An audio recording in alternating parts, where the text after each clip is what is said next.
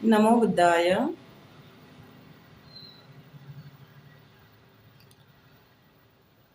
इस संसार में जिन्हें हम रत्न कहते हैं, उन सभी रत्नों से अगर कोई रत्न महान है तो रत्न है त्रिरत्न। क्योंकि जो भी इन त्रिरत्न की शरण में आ जाता है, चाहे नारी हो, चाहे पुरुष हो, चाहे कोई भी सत्व क्यों ना हो, जो भी इन रत्न की शरण में आ जाता है तो उसका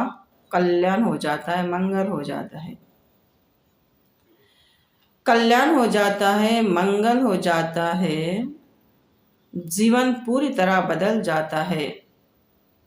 जीवन के सारे दुख नष्ट हो जाते हैं, कष्ट नष्ट हो जाते हैं। इसी कारण इस संसार में त्रिरत्न बहुत ही महान रत्न है।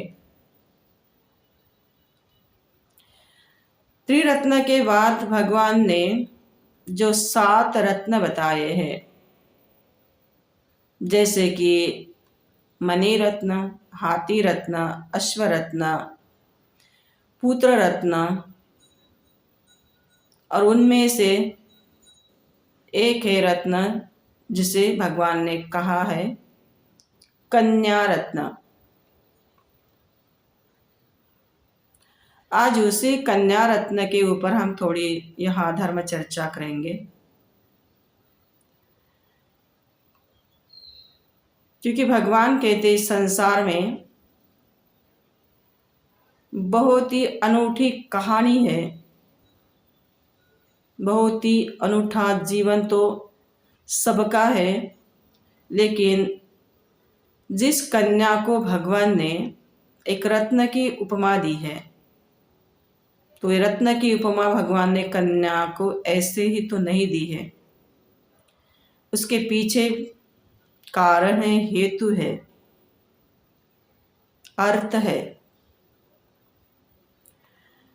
इसलिए इस कन्या विषय पर हम थोड़ी धर्म चर्चा करने की कोशिश करेंगे, ताकि हम समझ जाए वर्तमान की हर कन्या अपने भीतर जो सद्गुण है वो जगाए और एक अच्छा सा जीवन जी सके। इसी उद्देश्य के साथ हम इस विषय पर थोड़ी धर्म चर्चा करेंगे।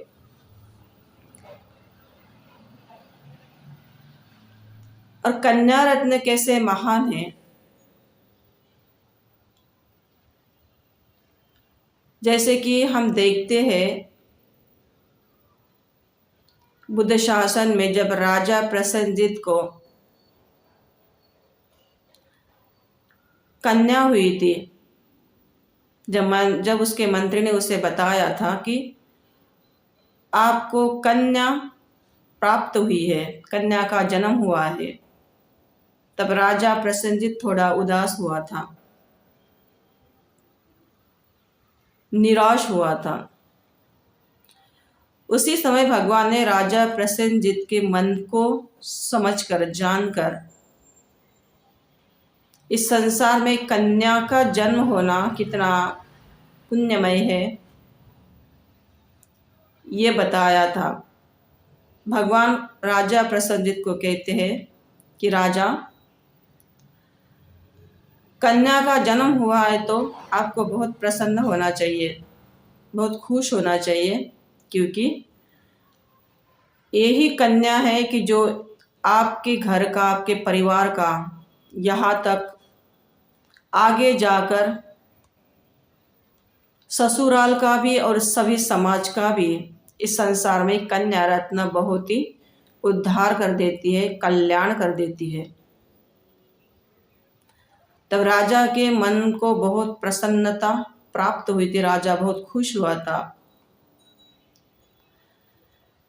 भगवान कहते हैं कन्या इसलिए संसार में रत्न के समान है, क्योंकि कहा नहीं जा सकता अगर इस कन्या के ऊपर माता पिता के अगर अच्छे संस्कार हो जाते हैं, कन्या की अच्छी तरह से देखभाल हो जाती है, तो वही कन्या अपनी माता पिता की प्रतिष्ठा बहुत ही अच्छे से संभालती है,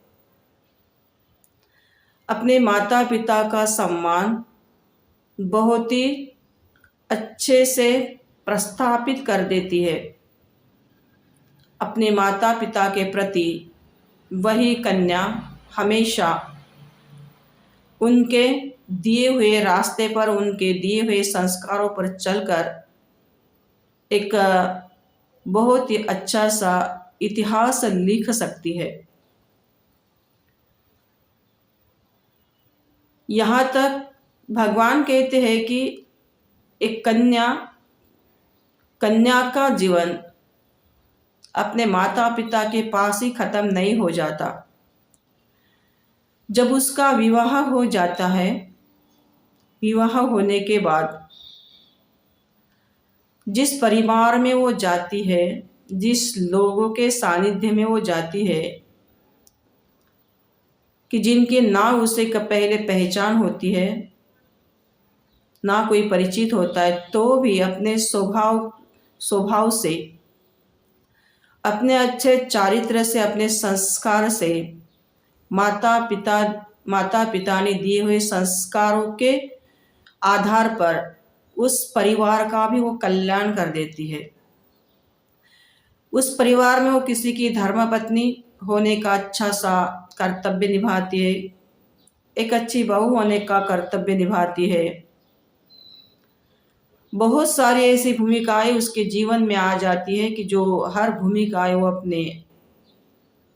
अपना कर्तव्य समझकर हमेशा उसको संभालने की पूरी तरह कोशिश करती रहती है। यहाँ तक भगवान कहते हैं कि जिस संतान को जन्म देती है सबकी सेवा करते करते,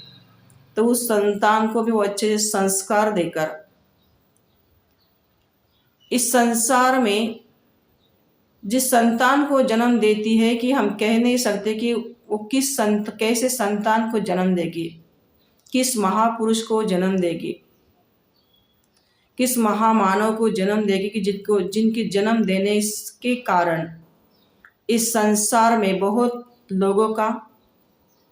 कल्याण हो सकता है, मंगल हो सकता है।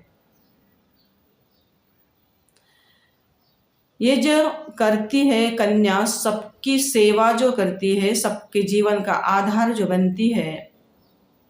तो भगवान कहते हो एक ही हेतु के कारण कि उनके अंदर बहुत ही समर्पण हो जाता है। समर्पण होने के कारण, समर्पण के कारण ही, त्याग के कारण ही वो अपने माता पिता के पास जहाँ जितने साल रहती है, जितने समय रहती है, वो अपने माता पिता की प्रतिष्ठा हमेशा संभालने की कोशिश करती है। वो भी समर्पण होने के कारण, त्याग होने के कारण। उसका विवाह होने के बाद जिस परिवार में वो जाती है, वो परिवार की भी जो अच्छी से वो देखभाल करती है, सबकी सेवा करती है, सबको संभालती है, तो वो भी भगवान कहते हैं उसके भीतर, उसके अंदर समर्पण होने के कारण ही वो सबकी सेवा करती है, सबकी देखभाल करती है। समर्पण के कारण ही भगवान कहते हैं कि संसार में त्रिरत्न के बाद अगर कोई महान रत्न है तो वो है कन्या रत्न। समर्पण के कारण ही संसार में कन्या को भगवान कहते हैं कि रत्न की उपाधि दी जाती है, कि जिस तरह कि रत्न एक महान होता है, रत्न की तुलना हम किसी भी वस्तु के साथ नहीं कर सकते, उसी तरह भगवान करते कि संसार में कन्या के समर्पण की तुलना हम किसी भी व्यक्ति के जीवन के साथ या किसी के साथ भी नहीं कर सकते। इसलिए भगवान कहते हैं कि कन्या रत्न इस संसार में महान होती है, कि जो अपने जीवन में हमेशा समर्पण के कारण, त्याग के कारण एक सबको संभालती है, सबके लिए एक प्रकार की वरदान बन जाती है, सेवा करने में, सबको संभालने में, और एक निष्ठता के साथ महापुरुष को जन्म देने के लिए भी वही कन्या कारण बन जाती है, हेतु बन जाती है। ऐसे बहुत भगवान कहते कि उदाहरण भगवान बताते हैं कि कन्या का सम्मान करना चाहिए, कन्या का गौरव करना चाहिए, कन्या को अच्छे से संभालना चाहिए, कन्या को बिल्कुल पुत्र के बराबर दर्जा देना चाहिए, क्योंकि कन्या बहुत ही समर्पण की खान है, जिनके समर्पण के कारण इस संसार का एक अनोखा इतिहास रचा जा सकता है। इसलिए आज हर व्यक्ति, चाहे कोई किसी भी संप्रदाय का हो, जो व्यक्ति जो एक माता पिता बनने के बाद भगवान कहते कि संसार के कोई भी माता पिता क्यों ना, किसी भी संप्रदाय के माता पिता क्यों ना हो, वो कन्या रत्न के प्रति इसलिए भी बहुत ही प्रसन्न हो जाते, क्योंकि वही समझ सकते हैं माता पिता कि ये वही मेरी कन्या है, कि मेरी कन्या सबका एक प्रकार का मंगलमय वातावरण बना सकती है, सबके खुशी का कारण बन सकती है। तो आज भी वर्तमान में हम देखते हैं कि भगवान ने ये जो कन्या रत्न के बारे में जो चर्चा की है, उपदेश किए हैं, तो भगवान ने दिए हुए उपदेश आज भी हर कन्या पर बहुत ही प्रेरित करने के लिए हर उपदेश बहुत ही महत्वपूर्ण है। जिस तरह भगवान कहते हैं कि जिस तरह माता पिता अपने कन्या को एक अच्छे संस्कार देते हैं, और उस संस्कार के कारण जब कन्या अपना जीवन जीती है तो सबके लिए एक आदर्श का उदाहरण बन जाती है। तो भगवान ने जो देशना की है कन्या रत्न के बारे में, तो इसी कारण के एक कन्या होने के कारण कन्या रत्न इस संसार में बहुत ही ऐसी बहुत सारी भूमिकाएं हैं कि जो भूमिकाएं निभाते निभाते अपने जीवन में एक निष्ठ होकर सबके लिए एक आदर्श का उदाहरण बन जाती है। तो हमें भी ये सोचना चाहिए कि हर माता पिता ने सोचना चाहिए कि हमारी जो बेटियां हैं, वो बेटियों को अगर हम भगवान ने बताए हुए उपदेश से अगर उस बेटियों को हम संस्कार देते हैं, तो हमें स्वाभिमान होना चाहिए कि जिस बेटियों को हमने जन्म दिया है वो बेटी हम सबके लिए एक बहुत ही खुशियों का वरदान है। इसीलिए भगवान कहते हैं कि इस संसार के वह हर माता पिता धन्य भागी है कि जो अपने बेटियों को अपने कन्याओं को जन्म देकर उसे अगर अच्छे संस्कार देती है तो सबके लिए एक प्रकार के वरदान बन जाती है। तो हर कन्या ने हर बेटी ने, समाज की हर बेटी ने भगवान बुद्ध के बताए हुए मार्ग पर अगर अपना जीवन